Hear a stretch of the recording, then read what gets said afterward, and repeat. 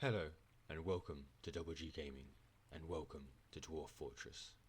Now, setting up a new fortress can be an intimidating task. Not only are there a wide variety of outside threats that can come in and ruin your day, but you also have to ensure that life within your fortress continues smoothly. One way you can do this is to properly plan out your forts at the start. If there's one thing Dwarf Fortress has taught me, is that failing to plan is planning to fail.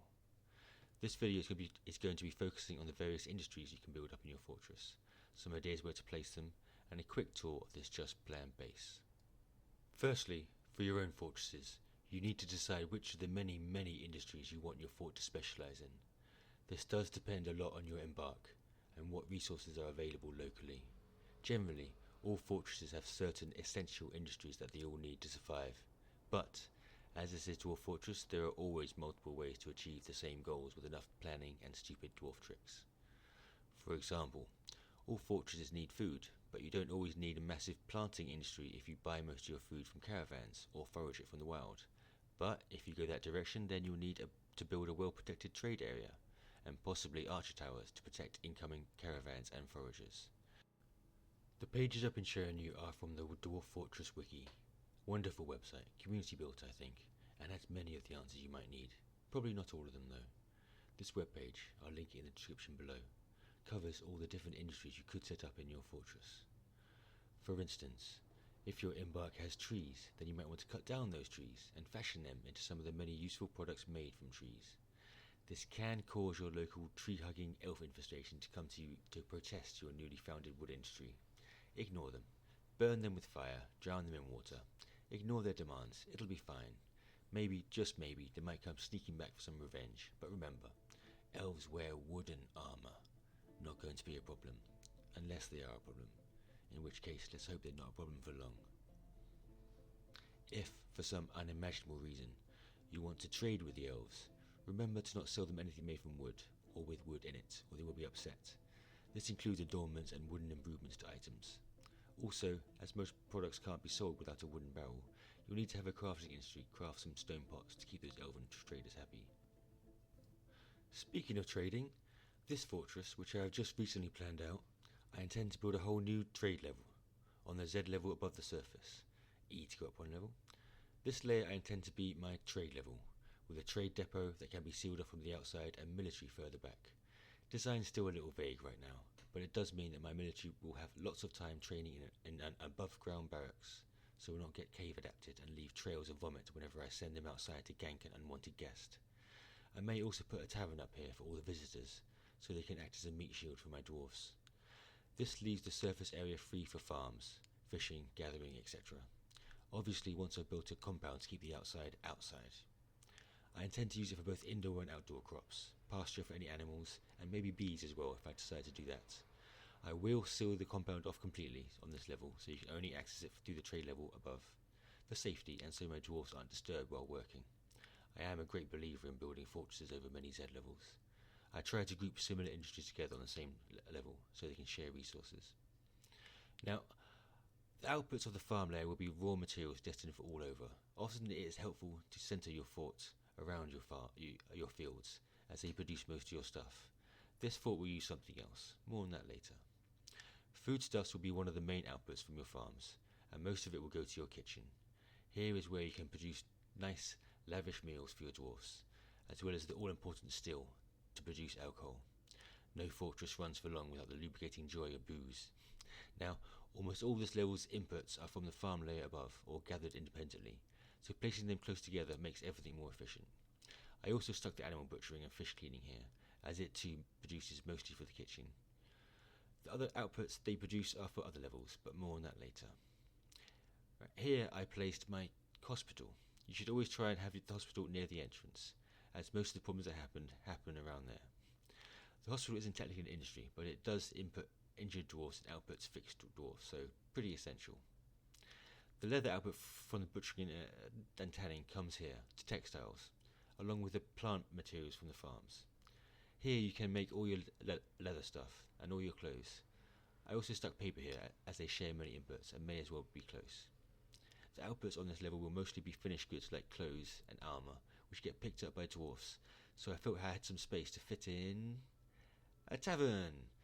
At the moment, this big space is being used to move all my stuff from my wagon on the surface, but eventually it will be a tavern where my dwarves can come to relax. As there will be lots of dwarves around, I will also place my lever room here for quick lever pulling. Also an emergency dorm for any dwarves without rooms or too lazy to go down to their bed. I do expect there to be a lot of dwarves hanging around here, as my tavern will be fancy. This layer will be a meeting hall for the tavern, but I will channel out the middle area to turn it into a balcony overlooking the next level down, which will be the tavern dining hall. I will also put the library here, as I intend this fort to be a beacon of learning in the Dwarven realms. I also think it will be funny to see which is the bigger draw for my dwarves, the House of Learning or the House of Partying. The next level down is a busy level. All my dwarves will need their religious needs met, as well as somewhere to bury them once I've worked them to death. Although I am thinking of simply dropping them in the volcano and engraving some slabs, which can also go here. All the nobles can go here too, with the captain of the guard's office first to try to somewhat protect all the valuable artifacts they'll have in their rooms, plus the jail for misbehaving dwarfs, somewhere where they can still talk to people and socialise, so they don't get too upset. The next level down is a living area for the non-noble dwarfs. I may give them tiny boxes or something more luxurious, I haven't decided yet, but this said level is close by the tavern and the temple level, and a short walk up the stairs to the upper work area, and only one Z level down to the main crafting area. All the stone and metal will be gathered here via wheelbarrow and stored in quantum stockpiles. If you don't want to use quantum stockpiles, you may need to designate a nearby Z level as storage to store the large amount of raw materials you will need. Now, I have put my bone crafting and soap industries down here, but they both have inputs that come from the animal industry, bones and tallow, far above. I could just ask my dwarf to dwarf handle the stuff down here, but that's not very efficient. Plus, there will probably be lots of wood, bones, shells, etc. I intend to build a massive minecart track down the back wall, all the way from the top levels to deliver needed goods to every level. Maybe some other fun stuff too, we will see.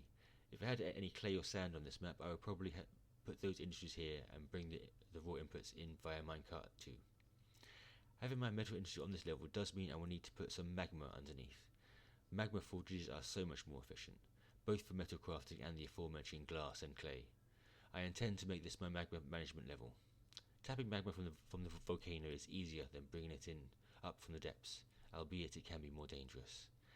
I actually hit an aquifer on this level, which did alter my initial plans somewhat, and should make dealing with the magma here more difficult. I smoothed all the stone walls to stop leakage. This aquifer is only located on the left-hand side of the map. This map is split biome and has mountains to the north and east, and temperate freshwater swamp for the 3 tiles along the left. These are the tiles with the aquifer, and if I had dug on the right side, I would have missed it. But it also wouldn't have easy access to all the trees and plants that grow on the surface on these tiles. Mountain tiles have no greenery. Back to the lava level, I also intend to put my reservoir down here on the right hand side. The aquifer on these levels should help to keep it topped up, but I'll draw most of the water to fill it from the brook above. I think it will look really cool with magma on this side and my 2Z level deep water source on the right. It needs to have 2Z levels of water to prevent there being any traces of mud in the water you get from it. Mud in water is bad. I also have some vague plans about obsidian casting and having underground tree farms here, but those are flexible plans for the future. Now, you might wonder how I'm going to get the water from the reservoir to everywhere that is needed, which would mostly be the hospital and the farms, many Z levels above us.